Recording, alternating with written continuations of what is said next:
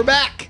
Eric and Tony show. Yeah. Got Barns Courtney. Ooh. The Barns Courtney. The Barns Courtney. Yeah, man. Episode 40. Thanks for coming on for episode 40. Dude, thank you for having me on this prestigious show of cereal boxes and fancy. All those are edibles, by the way. Are they really? In case reality is creeping in on you too much and you want to check Constantly. out, man. Yeah, you just go ahead and eat those. You'll be melting into that couch. Be careful if you snack on anything in this room. It's all like weed. Like everything is weed infused and like whatever. So I do feel as though I'm having an existential crisis of doubt and uncertainty. But that might just be my disposition in general. It's because we plucked you out of the studio to come here to this studio. And you're like, oh, what the fuck is this? yeah. My life is just a revolving door of inside spaces, sadness and darkness. I'm used to it. Classic musician, you know. I guess so, yeah. I'm fulfilling the archetype. Dude, but you are like an actual, like, a real life rock star. You do like the rock and roll life. You have like, you go to, every time I talk to you, you're at some fucking like high end party with a bunch of celebrities rubbing elbows or getting off the road or doing a fucking like radio tour and shit. So like, yeah. And then you're always like working off a hangover. So it's like, I suppose so, yeah. In the plastic pantomime of Los Angeles, I Yeah. do kind of like fit into that like pigeonhole for sure. But I think to be a real rock star, you got to be like someone of a certain level of notoriety, like a Dave Grohl. You know, I'm like a diet rock star, like a cock star. Oh, you talking about the guy who used to play the drummer for Nirvana? That guy? Yeah, that guy. What's he done lately? Yeah, Yeah, but no, I'm super grateful. I mean, what a ridiculous life I get to live. Just like swanning about, singing songs about glitter and taking my shirt off under the lights. It's a beautiful thing to exist. yeah. What a rough life. Yeah. It's really hard. I have to stand about like this all the time. Yeah. Like the coolest thing I think about like being a touring musician is you get to see so much of the country or world that not a lot of people get to experience and get to like just entertain that, that people don't have that opportunity. So you basically know so much more about this country and probably like all around like the world really. If you do it right though, because a lot of musicians will tour green rooms around the world and won't venture. And you actually have to make a conscious effort if you want to see the world that way, to get off your tour bus, because it is exhausting. You know, you finish the show, you're all hyped up on adrenaline. It's like everybody's biggest night of their week. Some people like their month, and they want to party. So everyone's buying you drinks and drugs. Yeah. And then you go out, and then you absolutely ruin your internal organs, and pound yourself into a shallow husk of a man, and then you promise you'll never do it again. Yeah. And then you do it again for about 3 months in a row. So like it requires a real effort to make sure you go out and see stuff. Yeah, being hungover, you're like, all right, I got to see the Grand Canyon. It's gotta fucking do this, It's so magical. Yeah, like throw it out, like, my soul hurts. The Grand Canyon today. Every like awesome like scene that you've gone to and like threw up at Lincoln Memorial today. Threw up on the grave of fucking this. Threw up on the Washington Monument. Yeah. Sobbed into my palms underneath the Empire State Building.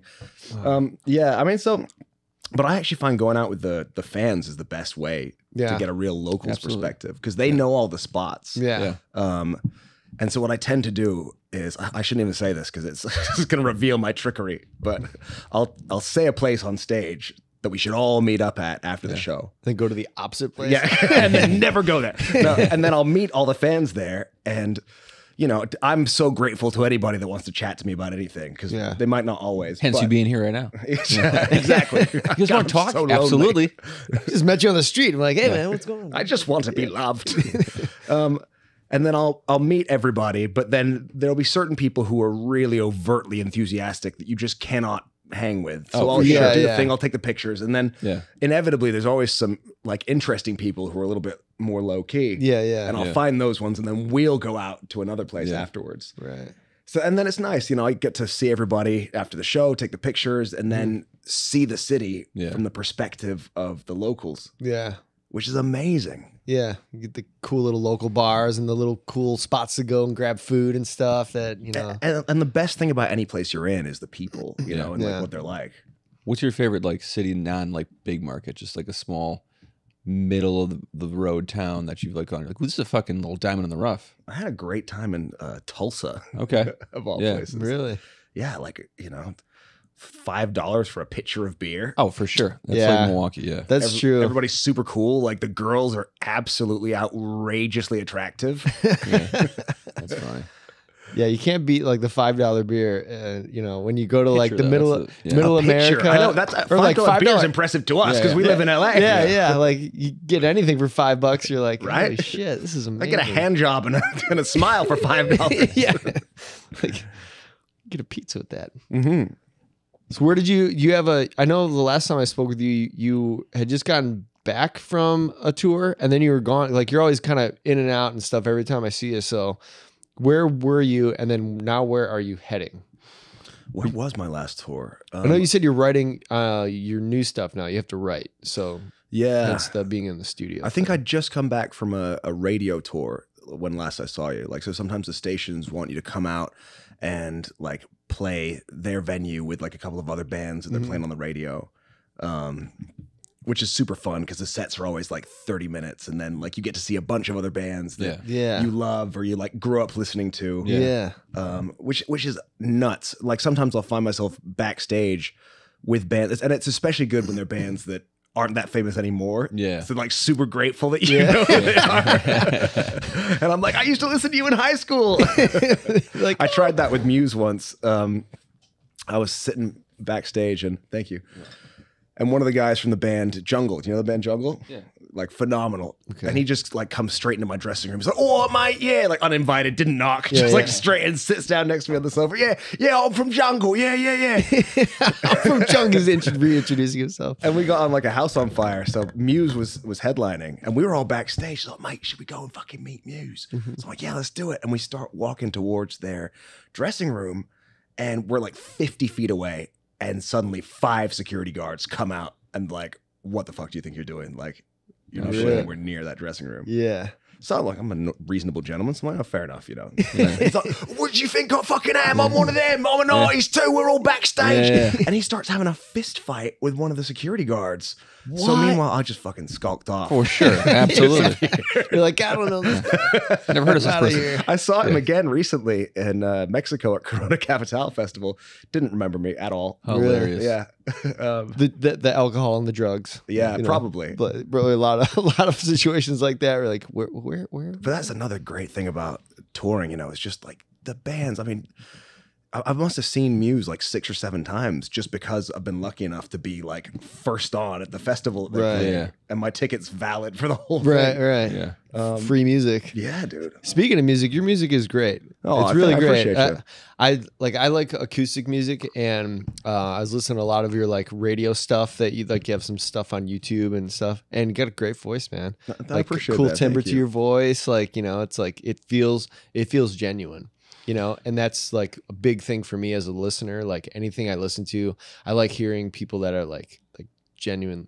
They come across like that. You can hear it in their voice. That it's like it's not like contrived or like, you know, manufactured. It's you. You know, Barnes, so, like, that's all a filter.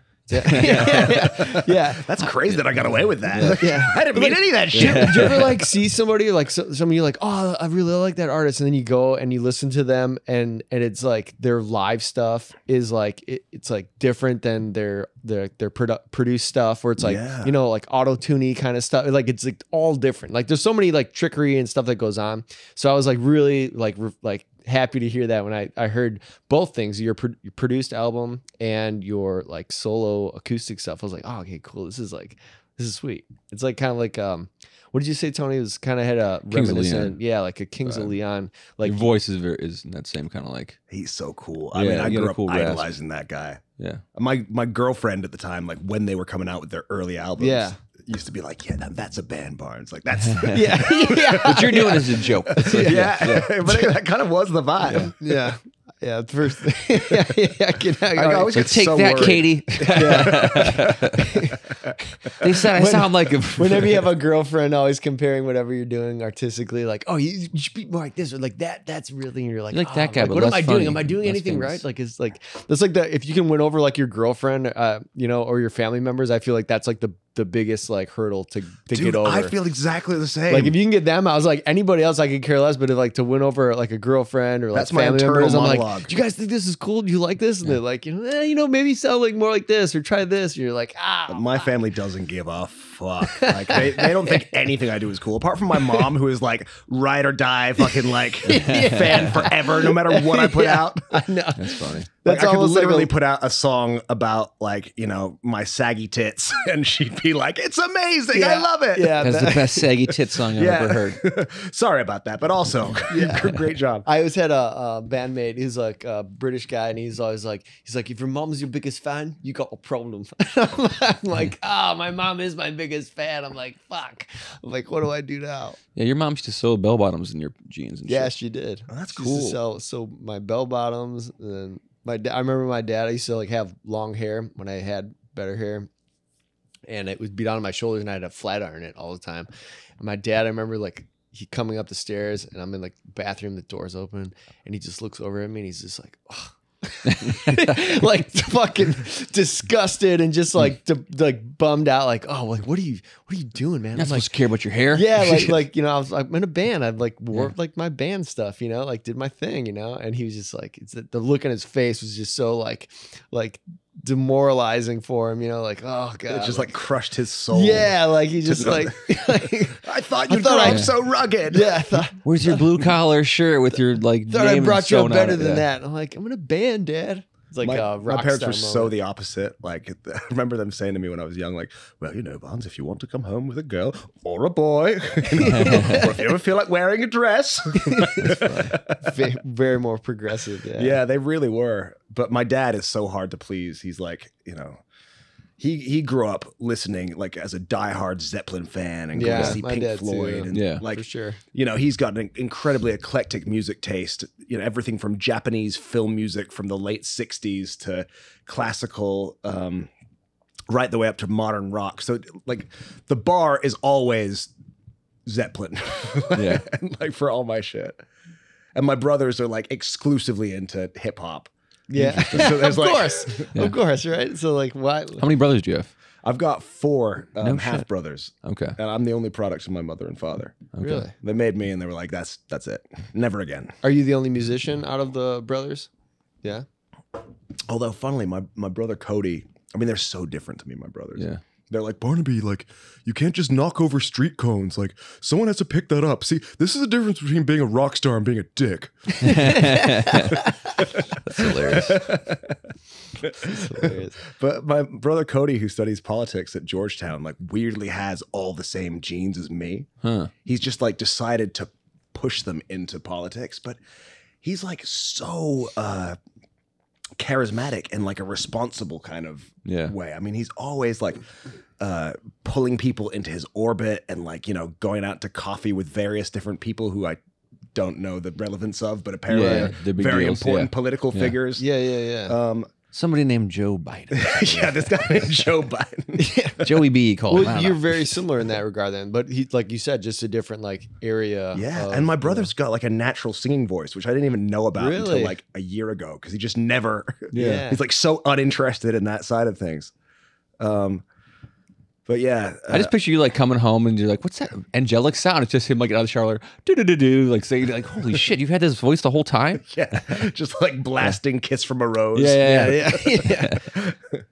Yeah, that's the cool thing about like singers too. Like it's really like the epitome of a gift, because like you are something that you're born with, Like, I agree to an extent, but I think that people assume that the voice is this magical instrument because you can't see the workings going inside someone's anatomy. Yeah. But I do believe that just like a guitar or the piano, you can learn to use that instrument to an incredibly high level, and that you can't choose the tone of your voice. Right. Some people might be born with like a classical Steinway piano, and some people might be born with a Casio keyboard. Yeah. But you can still learn to shred on that shit and use it to your advantage. And I actually think, a lot of people reference Bob Dylan. I think that's a bad example because I don't think he's somebody who really worked hard on his voice. Yeah. I don't think that's somebody who went to singing lessons a ton and practiced every day. I think that's somebody who was like, well, I'm an incredible lyricist, and I'm just gonna work with what I got. Yeah. But Neil Young's the same way too. Where like they're do not have great singing voices, but the music accompanying with like the the actual like words, you know what I mean? You're like the story, if you will, is like a good package altogether. You know what I mean? There's like, and then that's kind of like why punk music's so great, right? It's not like you're not getting great vocals, you're not getting really great like instruments, for a lot of like early punk shit. Just like we're just trying to get these emotions out, man. And this is the best way we can do it, and then it's catchy and you fucking relate to it, especially when you're like a teenager and stuff. I watched such a good TED Talk about how architecture had a market effect on musical genres over the years. And they talked about punk specifically, about these bands in the inner city that were playing these tiny little venues, like bars, basically. Yeah. And everybody's young and they're rowdy and they're talking over them. And the only way that you could be heard above the drum kit and the noise of the crowd was just a scream, And then they were talking the same about the U2 sound. Yeah. In these stadiums where you're playing, like the acoustics in the 70s and 80s were so bad because there was so much echo coming back from the stands. So the only songs that sounded good were ones with these big, long musical phrases like "in the name of love," like stuff that would really carry. Yeah. And I thought that was so interesting that like buildings were having an effect. Yeah, that's crazy. On people's art forms. I mean, the Libertines, who I know, they're like an English version of the Strokes, and they came up on that same scene. They never toured over here because of Pete Doherty's heroin addiction, little convictions. But like to this day, they can sell out like arenas, like 10, 20,000 capacity venues. No shit. But they never do because the music just doesn't work. Yeah.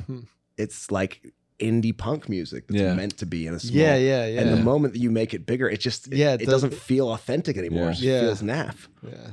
I guess I mean, like I guess in that like same like vein, like an Ed Sheeran or somebody that's like an acoustic artist, like he's playing like huge like arenas and places, and I've never been to like one of those shows of that big of an artist that plays acoustic, but I guess I would assume like most of his songs like they have bands and stuff with it and like that. When he plays live? Yeah. No. This is the crazy thing about Ed Sheeran.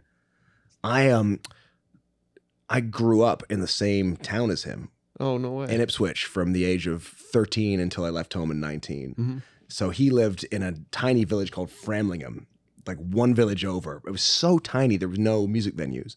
So he'd come to Ipswich and play all of his gigs there.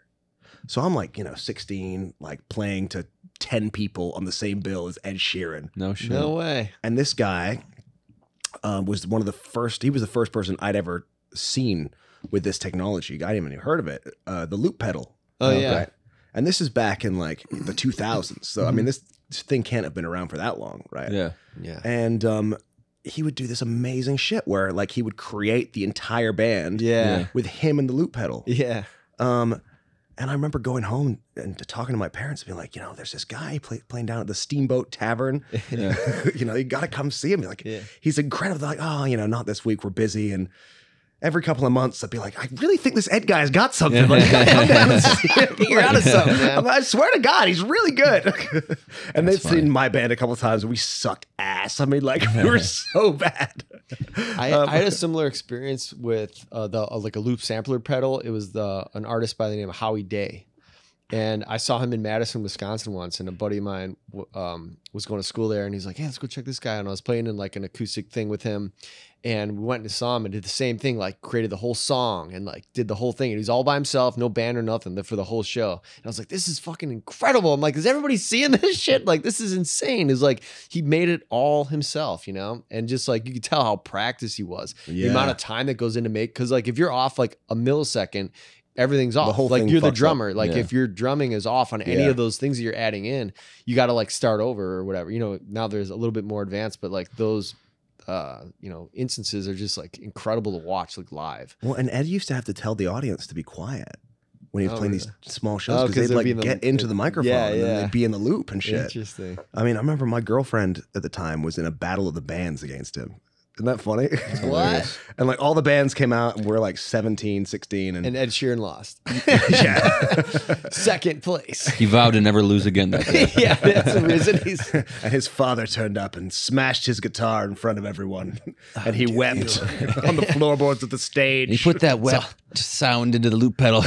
Yeah. And a single tear dripped onto the E string of his guitar, somehow fusing with the wood of his instrument. And from that day forth, a piece of his soul would emanate from that piece every day until now. But you'd think you'd pick the winner, and then he just would come out and just obliterate. And he was like a world-class talent back then. How old do you think he was then?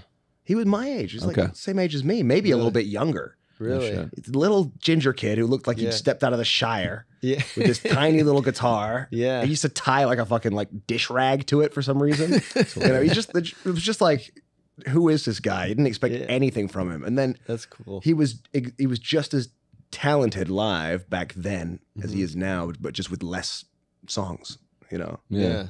And I weirdly, like, I kept bumping into him throughout my career. You know, I signed my first record deal and we'd be on the same festival bill and he'd be like, oh, hey, what's up, Barns? And did you guys know each other like from the scene back in the day? Yeah. Okay, yeah.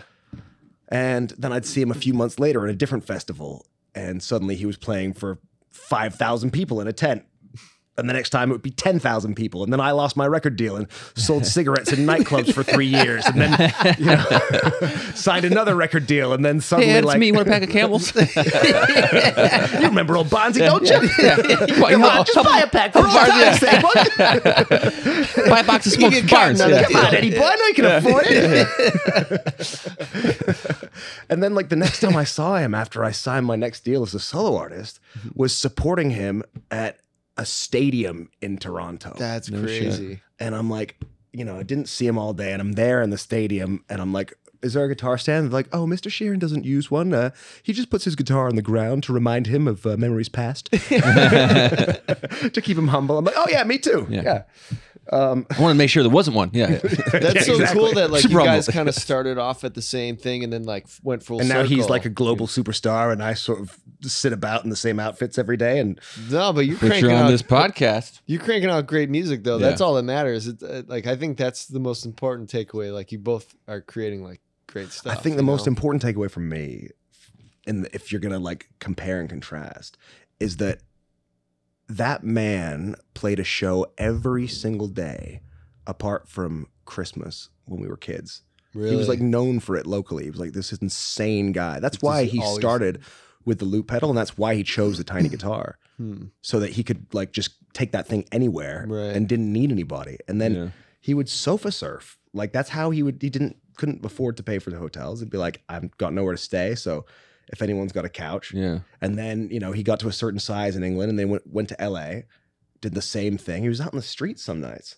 That's fucking nuts. And I think like when you're willing to go that hard, of course. Yeah. There's not much competition that's willing to do that. You know? I don't think so. I mean, he always said like, however hard anybody works, I'm going to work harder. And it wasn't just talk, like he meant it. And I think that people's careers are often directly proportional to how much control they have over themselves. You know, how much self-discipline they can employ. Yeah. Because I do work hard, but I also love Zelda. Yeah. I love Netflix. You know, I love sort of chasing strange and exotic women. And like a lot of my time goes to that. And so, you know, the reward is a career of this size. But I remember an interview with Quincy Jones that I was reading, and he said, like, I've never, ever met a superstar who wasn't obsessed with their craft to a deep degree. Yeah. I mean, Prince, like, he had to hire 2 different studio engineers because he had to switch them out when they'd get tired. Really? You know, like the one guy couldn't keep up with him. Yeah, and again, like a master. Yeah, he's a fucking like an anomaly. I mean, the amount of music that guy cranked out, and then for like all the hits that he like, you know, gave other people and shit, it's just like, it's insane. His catalog, I mean, like half of the music from like the 80s and 90s that were like hits were his shit that like he ghostwrote or he gave to somebody else, and it's crazy. And it's not sexy. People don't like to talk about it this way because the grand illusion is like, oh, these rock stars, they just kind of swan about through life. They do whatever they want. They have a good time. Like that's the movie version that is attractive. But actually, I think the people that really kill it are just workhorses. Yeah. They just have this Spartan, like undeniable work ethic. Yeah. I mean, look at Mick Jagger. Like there are pictures of him from the 70s looking at all his receipts on his bed, surrounded by them, running his own business. You know, dude went to the London Business School of Economics. Really? And like controls everything about that band. Really? Yeah. Like that's you fucking that's a whole other aspect of like band stuff, you know, too. Like the business aspect of it, which is usually a big struggle for most artists because that's the opposite of what, you know, that they didn't get into it for business. Because we get sold the dream too. And also, oftentimes, you know, like because of how our brains are wired, right? We don't have a natural proclivity for that side of things. Right. So it's a very easy relationship to exploit. I was telling my buddy, who's a successful businessman, entrepreneur, like, I'm like, yeah, you know, they take 80% of my royalties, 81% of my royalties, and then my 19% goes to paying off the debt that I accrue, right? You know, from the deal, for the album and stuff. And he was like, "What? That's insane!" And I started telling him, "Well, no, you don't understand. It's a volatile business." And he's like, "I'm going to stop you there. You sound like you've been indoctrinated into a cult." For real. Like, no, it's fair. Like, you know, out of the 10, you take 8. You told me it was a good deal. Why would 2. they lie to me? Yeah. I mean, God, my first album was incredibly out of real dumb luck. You know, I'm not being modest. I just like wrote a record. It got more syncs than Taylor Swift and Diplo in like 1 year. Like the TV and film syncs were just outrageous. That's crazy. And the money was just pouring in, and I don't know if it's like the way I was managed from the touring or what, but I didn't check my bank account that whole time. Yeah, I wasn't renting an apartment. Yeah, I didn't buy a car. And I didn't check my bank account for 4 years because I was just always on the road. I was living my dream. You know, I wasn't selling cigarettes anymore. I was having a great time. Hey, cigarette guy, what are you doing on stage? That's not me anymore. I left that life. Okay, here's a pack of Marlboros. Yeah. Like, I got a pack of Pall Malls. And like, I'm playing right now. And then I checked my bank account, you know, and there was nothing in it. There was zero savings. What? Yeah, absolutely nothing. And it's... I think it happens more than we realize, you know, and the smart ones like Elton John and Mick Jagger, and they learn from that experience, and then they become heavily involved in the business. Yeah. I mean, Duff from Guns N' Roses got a degree in accountancy because he was so sick of being ripped off. Really? Yeah. Dude, that's crazy. I mean, it makes sense. I mean, that's fucking nuts. But we all think, artists included, that we can just be Peter Pan and swan about on fairy dust, you know, sailing through the ether of people's imaginations forever, that we've escaped the rat race in the adult world. And like, it is not true. Yeah. Not if you want to make money. Right. There's all these vultures around and you're a commodity and you're a product. So it's just like, all right, make money for us. You know, we're going to figure out how to grab it off of you and all that stuff. And it doesn't have to be negative. I guess like you got to think of it like you're playing a game of Monopoly. And like you can ignore the rules if you want, just kind of like roll the dice and move that piece around. But if you really want to have fun and you want to win, then you better learn them and you better pay attention. Yeah. Otherwise, people are going to exploit their knowledge of the rules to take all your shit. Right. Yeah.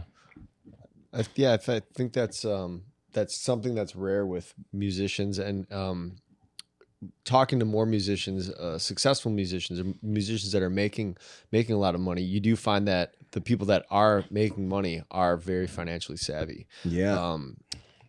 Tony's ex-brother-in-law was one of those in one of these big bands, and you know, like touring all over the place and stuff. And anytime that I was, you know, talking to those guys, you could be like, oh, like these guys could be like, you know, accountants, or like they're very aware of like how they're making money. Thanks, and brother. Why they're making things, or like why they're doing certain things and the percentages of everything. Like I was like, oh, this is not just like, hey, we're in a rock band, we're playing some shows. It was like, this is the percentage. And I think they had one of the best deals from like Warner Brothers like ever. Like they got the biggest cut out of like any band like ever. Like they just knew like right away from the get-go like we're not getting fucked, and like they're still super successful in touring band, but it's just. But they were like quick to that shit, like, you know, knowing what like their tour costs for like pyro and all that kind of shit, which is like, you know, initially like they sell you like, do you want this? Then all of a sudden you add all this shit to your fucking stage show, right? And then it's just like, well, here's the bill, and you're like, oh, so we made like $1,000. You know what I mean? Like that we got to split 5 ways. So well, I had super junior management when I started, so I don't know if my money was stolen or if it was just terribly managed. But how do you find it? Is that given to you from the label, or are you? My initial like. The ironic thing is, if I just add on Craigslist, if I just put, if I just sent those feet pics when they asked for them, then I'd be fine. I did get hit up for feet pics. I get hit up for feet pics a lot. That's hilarious. Exclusively by dudes. That's feet pics and cigarettes, dude. Sometimes I just send them. I'm like, you know what? Like, if I can send this guy to the masturbatorium for an entire weekend, masturbatorium, just with a picture of my toes, who am I to deny your feet him with some cigarettes stuck in between? There might be some residual effect. Like all of a sudden now you start getting a cramp in your toe because someone's like, you got like a voodoo doll photo of your fucking feet. That surprisingly happens more than you would think. It's a common thing. It's a common thing. Very common. Crampy toes. That's very insightful. Very astute, you two. So how did you find your manager? Like I said, was it someone that was given to you through a label, or was you're on your own devices to kind of like figure it out? My manager now is a fucking dude. You know, he's like a big fucking like Cockney bald motherfucker, and he does the majority of my stuff. He's like the old Zeppelin manager from the 70s, you know? Like nobody can drink or put away more drugs than this guy. Oh, yeah. Okay. Nobody outluxens Luxon. He's a unit, and he knows. I mean, the dude could literally. I got dropped from Warner, and he was like all concerned that I would have a mental breakdown. But I have so much like raw faith in his ability to sign record deals. I mean, like the dude could literally sign a deranged, developmentally disabled chicken to a major record label. I swear to God. That's crazy. He's just got such good chat. I remember I hadn't written any music for like a year because I was fucking around. Mm-hmm. And he went into the label, and it's like his Wembley Arena when he goes in there. It's like a boardroom of 50 people. They're all furious. He's like, getting an album out of Barnes is sort of like giving birth to a golden washing machine, right? I was looking around. I was like, it's painful. It's hard. You don't want to do it. But when it happens, it's beautiful. Sounds like a character for sure. He's great. And like, I've got another Cockney bald manager, and when they get together, it's even better. Yeah. There was a time when the UK side of the record label weren't servicing my music to radio because I was working more in America. Mm-hmm. And they were getting lazy. So, you know, they went in, and Dave, my other manager, kind of goes, right, so why aren't you servicing my artist to radio? And this label guy gives this slick kind of like, well, you know, it's all about hip hop these days. And he's like, sorry, stop you there. Matt, do I look like a cunt to you? And Matt goes, no, man, I don't think you look like a cunt. You didn't think so. So why are you talking to me like I'm a fucking cunt? No, that's the kind of guy you want, though. That's like sounds They're amazing. Like gangsters, you know? Yeah, and this label guy's like, I mean, you know, every management company has their strengths and weaknesses. Yeah, they're definitely a hierarchy, and I came in on the bottom rung and was working with like a 19-year-old kid and somebody from TV who'd never managed bands before. But if you can rise through the ranks and get to the top of the management's like tier system that they've unwittingly put together, then you're good to go. That's pretty cool, man. That's like sounds amazing. It's great to have like someone like that. So does he like push you to do things that you typically wouldn't do? Do you think he's like, I mean, I didn't sign my record deal by not sucking a few dicks in parking lots. Like, anything I got here on talent alone because of these faux leather pants with the mariachi strip? No, I did it working hard like a real American man. Like I find like myself with anything that I do, like any team or band that I've ever been with, like I wish I had, like, it really is dependent on like your coach, and like your manager is kind of like your coach in that regard, right? Mm-hmm. Where they're like, do this, get in there. If I feel like you said kind of like, your own kind of personal determination and like motivation and being like consistent, like over and over and over. Like, I feel like that I can only get that out of me if someone's like, just tells me to do that. If they're like for work, if they're like, you have to be here at this time, you work for this amount of time, and then you go home. Okay. Like if I just had someone to say like, do this and do that, and then go here, like I would just be like, okay, that's because that's what I have to do. Like very kind of like robotic in that. I feel the same. It's not an issue of work ethic, so to speak. Yeah. It's like an issue of executive function and getting past the most difficult stage of performing any task, which is 0 to 1. And then 1 to 100 is easy, right? Yeah. But it's just getting from 0 to 1. That's why I love touring. Yeah, because you can fuck around, you can play video games, you can drink as much as you want, but at some point, your tour manager is going to be like, okay, it's time to get on stage. Yeah. And there's like, 1,000 people out there who are good, wonderful people who have made your entire life possible. Right. Who have like come out on their birthday or like taken time off work or traveled to come and see you. So you better go out and do that. And that's a wonderful level of pressure. Right. Yeah. Because no matter what you do during the day, there's always that moment where you get to do your job at night. Yeah. And it's just laid out in front of you. Yeah. But in terms of like day-to-day things, my manager doesn't really like micromanage me like that. And not a lot do. The best artists, really, the most successful ones are the ones who are incredibly self-sufficient. My tour manager used to work for Ben Howard, who's like an acoustic artist, very successful, number ones out the wazoo. And he was like, the dude would get a weekend off. He'd call up his friend. They would go like film something on the beach. And he'd come to the label on Monday and say, hey, here's my next single. It's done. I recorded it. Like I hired the guy, here's the video. And the label would be like, what the fuck? And I just have to put it out. Like those are the people. Yeah. It's the most successful people, I believe, who have teams around them like that, lead by pulling from the front, and everyone's inspired and motivated by their work ethic, as opposed to the ones that sit on the sled at the back and direct. And that's coming from a guy who often sits on the sled at the back and tries to direct. But it's just what I've noticed from successful people around me. Yeah. Sure. For sure. And it's so ironic.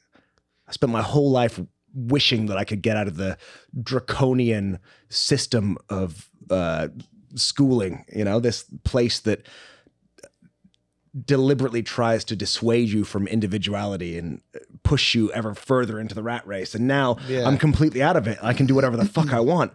And I've never found it more difficult to work on my shit. Yeah. Because there's nobody coming. And no one's like, hey, Barnes, time to get in the studio. Time to get to work. Yeah. If I want to wake up at 4 p.m., nobody gives a shit. Was it always like that even from the start of your career? Did you were self-motivated, and then like at what age did you have management or someone saying like, all right, here's your work schedule. You have 20 shows or 10, like however many it is. These are the places. These are the things you have to these are the things you have to be at. And then it's up to you, like, to go to those. Like, I'm basically saying like, you have someone setting up, like, did you book your own shows initially and do all that? Like, those are the things that are like so time consuming and so, I guess just like, get you out of it's more the business side of the music, industry, right? So you're like, okay, now I'm like not worrying about a song or worrying about practice or making, getting myself as an artist like better. I'm stressing out about tour dates and times, and I got to make sure that like everything is okay for the rest of the band and all this other things, like it piles on. So like, when did that start, or did it, if ever, and then like at what point of your career did that kind of like transition happen? Because initially I would imagine you're by yourself without a management, and then you get like label stuff and then manage people, a management person, and all that. It kind of evolves, right? So everybody assumes that when you get management and a label, like that's your meal ticket and everything gets easier. And I assumed the same. And I kind of am still learning this lesson. A label and management is the universe saying like, okay, now you have an opportunity to prove yourself and to prove why you should be here. But unless you're leading the charge, like nobody gives a shit and nobody cares as much as you. I mean, my label has never really been good for any ideas or what direction I should be or how I should dress or like what producer I should use or, you know, like how I put my music videos together. Yeah. I mean, they love to make suggestions because it validates their job, but But a fantastic, concise project with a strong identity all comes from one place. Right. And my greatest fumbles in my career have been when I haven't had the strength to stand up for my creative integrity and I have compromised. And as somebody from a family of all brothers, you know, 2 on each side of my parents who were the full offspring of their mother and father, and I was kind of like the black sheep and the odd one out. Like I've learned to compromise enormously in my life. And I think creativity is one of the few places where compromise really is massively detrimental. So, I mean, in answer to your question, yes, there was a moment where like I went from doing it all myself to the label. And in many ways, that's when the work started to get worse. Like Comfort is such a killer. Comfort is so bad for us. Yeah.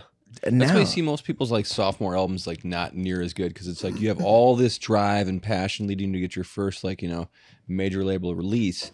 And the second one, you're like, it's cool up here. You know what I mean? Like there's like not that kind of like hunger of like, how the fuck am I going to break through that like, you know, ceiling to the next level and shit. Yeah, so. I'm a classic example of that. My second album isn't anywhere near as good as my first. My first album was written when I was like living off of $5 a day. Selling cigarettes, you know? Just right?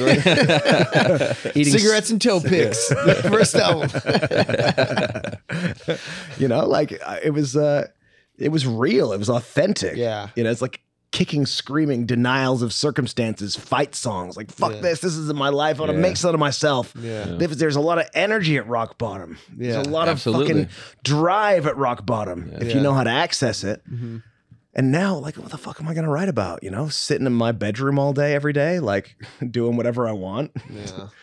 But that could be a good, I mean, it's again, too, it's like the, you know, glass half full, half empty thing, right? Like you're looking at the same exact contents, just like if you can shift that perspective and get that same kind of motivation at that level of like comfort, you know, that's like the I mean, if I can figure out how to tell you that, I'll share the cheat code. But I think motivation is incredibly fallible, and a useless companion to rely on.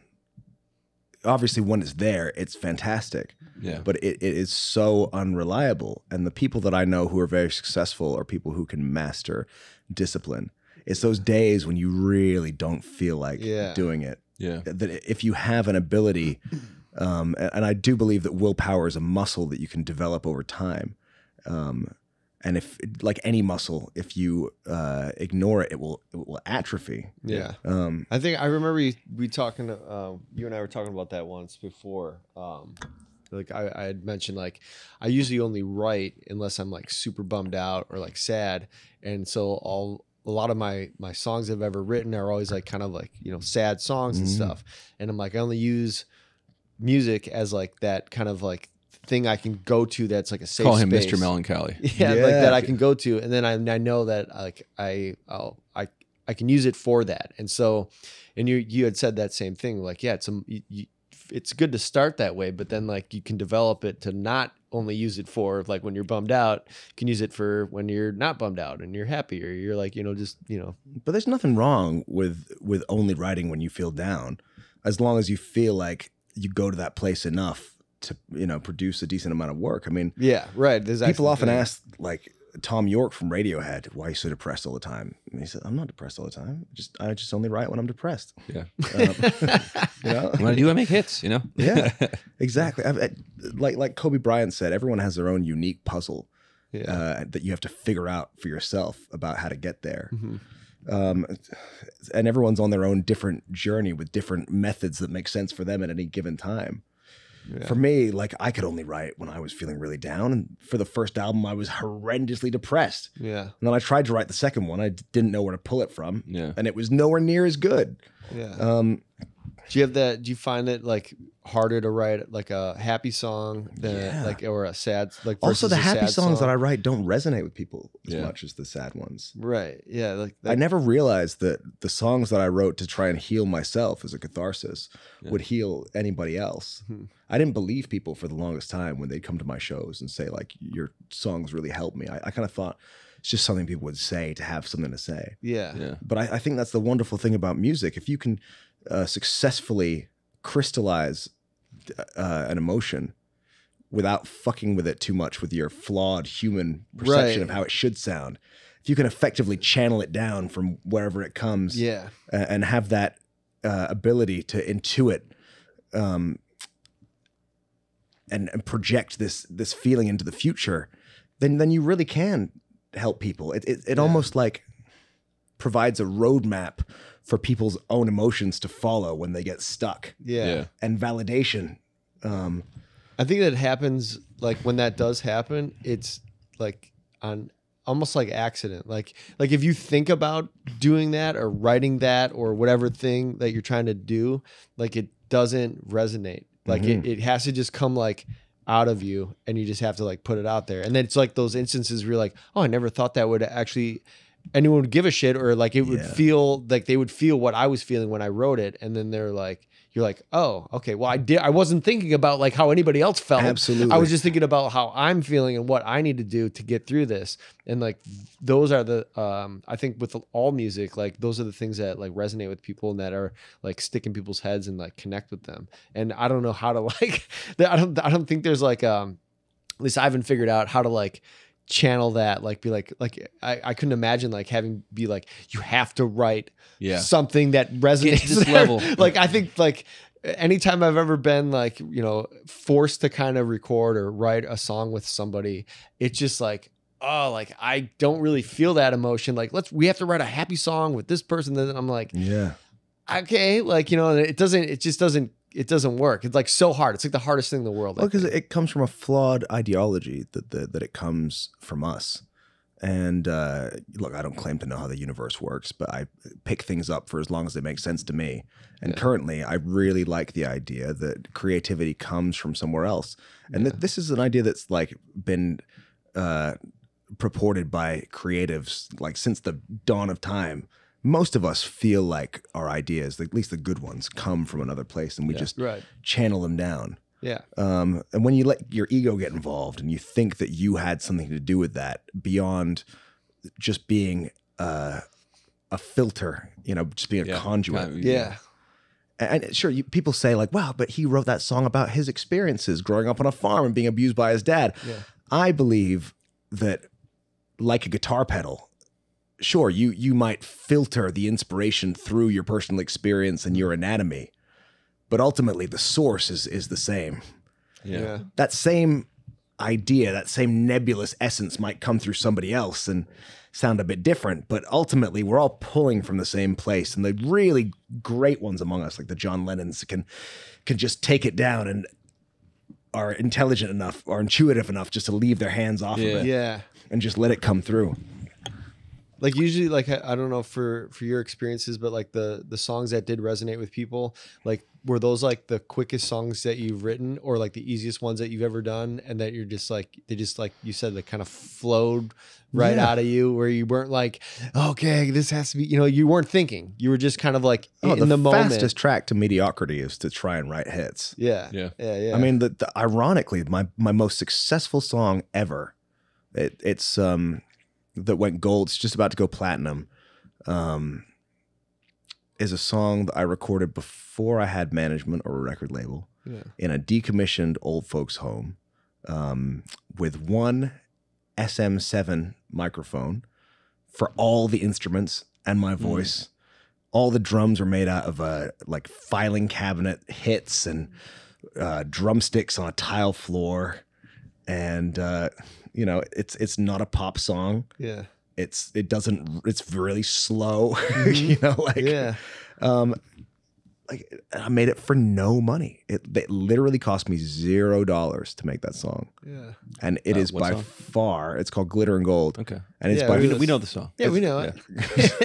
Didn't know the backstory on it, but yeah. Yeah. That's, But dude, you have those kind of like anthems, those they're like broken down, not a lot of like overproduction, but they're like good chanty. I could see you playing large venues and getting the people like, you know, fucking like to do their, you know, all right, everyone get your hands together and clap along. Like that shit. Like you got that vibe. And it's cool to know that it was done on such a minimal thing like that in a zero budget. yeah, I had no money. I had no prospects. Nobody gave a fuck about anything that I was doing.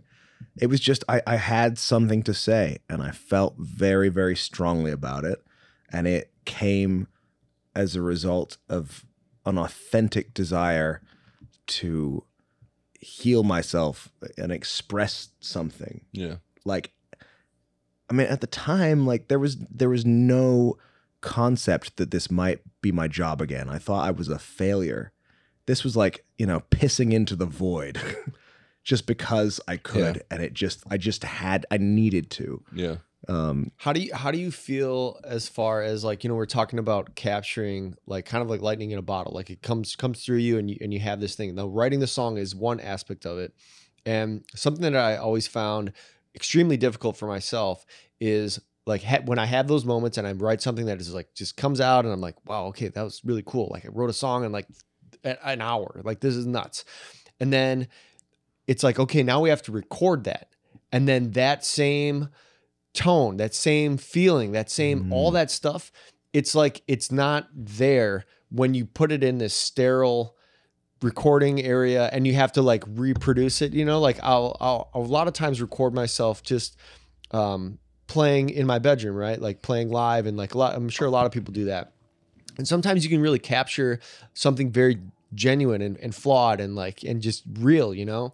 And then I think to capture that in a studio, it's so hard for me at least to kind of recreate that experience that I had when I initially developed or created that song, where I'm like, I'll listen to it back and I'm like, yeah, look, the notes are right and it played it good, but I'm like, I don't feel it. It's like, it's like dead, you know, like it doesn't have that, like that soul in there. Like and then, so a lot of times it's just like, it'll just be like this process of reproducing it and retrying it. And it's like, it's almost just like it was like a little glimmer that I got to experience. And like, either like it only happens. That's why I like listening to live stuff so much. 'Cause it like those little things like happen that aren't allowed or not necessarily come through or on like an album and stuff. You don't really get a lot of that. You don't get the flaws and like the flubs and the little things that are just make it like real. And that was always like something that was really hard for me as an artist when I was recording and playing music, was to recreate those like really special moments that I had with the song and not being able to like showcase them unless you went to a show and saw me playing it live and I'm like pouring my heart out or doing stuff like that.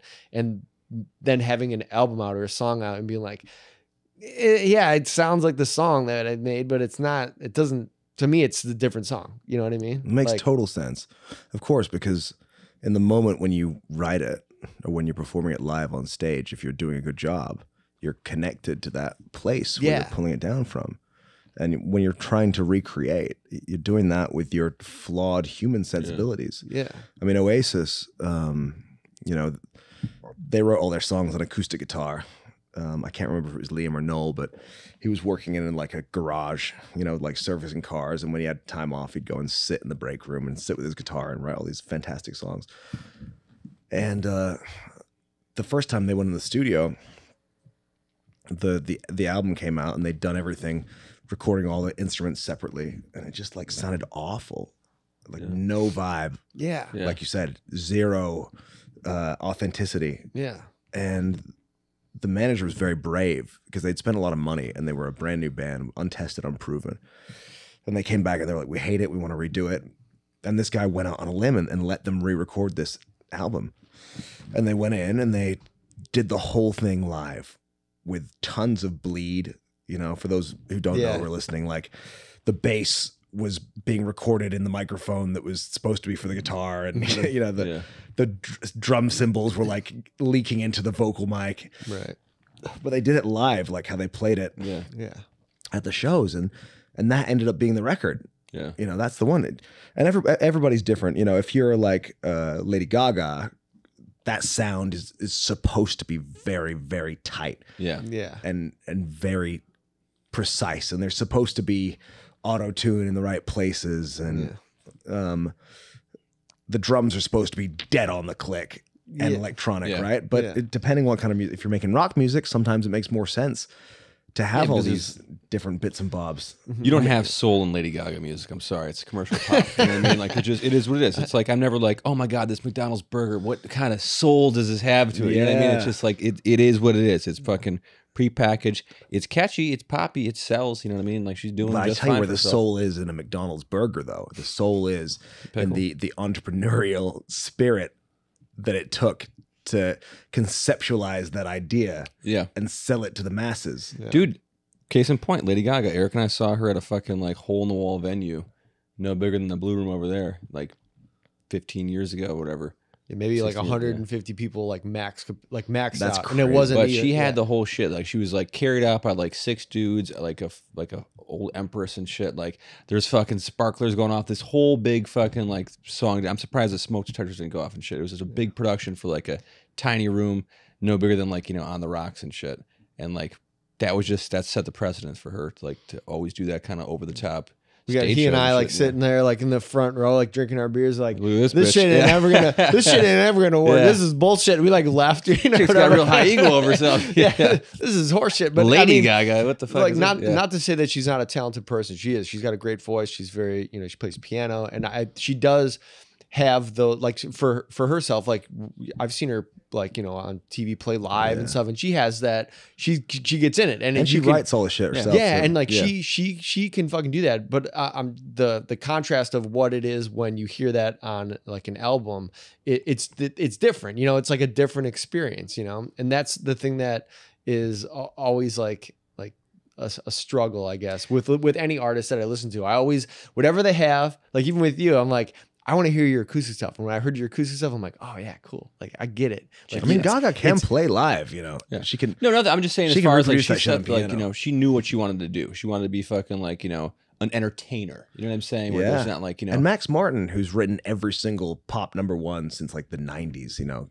going back to like Britney Spears and all that shit. Like the dude genuinely loves writing pop songs. Yeah. He's a middle-aged dude that sits down at the piano and his favorite shit is just to write cheesy pop songs. And he loves that. So like there is soul in that. It's just different. Exactly. You know, and like you don't always want to sit down to a 4-course classical Schubert meal. Right, you know, right. of For Chopin. sure. Sometimes you just feel like going in for a hamburger, and that's still valid and good. No, man, it's fun. Because like, sometimes like I love Alice in Chains, but like sometimes I want to hear like down in a hole. Like that's not the first song I want to hear in the day. I'm like, oh shit, I'm already back in that hole. I just woke up. You know what I mean? There's like a certain point, and the sun sets. You got a couple drinks in you. You know, there's like a time and place for it and stuff. And I think it's all valid. Yeah. You know, a lot of people assume that that any major label can create a superstar if they want to. And it's not true. You know, like if you could create pop stars, then major labels would never miss, right? Yeah. Because it's not like they have a shortage of money. Yeah. It's not like they have a shortage of contacts, right? right? They're taking 81% of your dollars. Yeah, exactly. Got all Barnes' money. Let's fucking do They're this. using all Bonzi's money. Yeah, put that on Barnes' tab. The cigarette kid. They do that shit, you know. I asked my radio rep, I was like, is there anybody you really don't like? And this is like maybe 10 years ago. And she's like, there's this new chick we just got called Halsey. We fucking hate Halsey. She's such a bitch to us. And I was like, what do you mean? She's like, yeah, we just, every time we go out, we're just like, put it on the Halsey account. Let's bill it back to Halsey.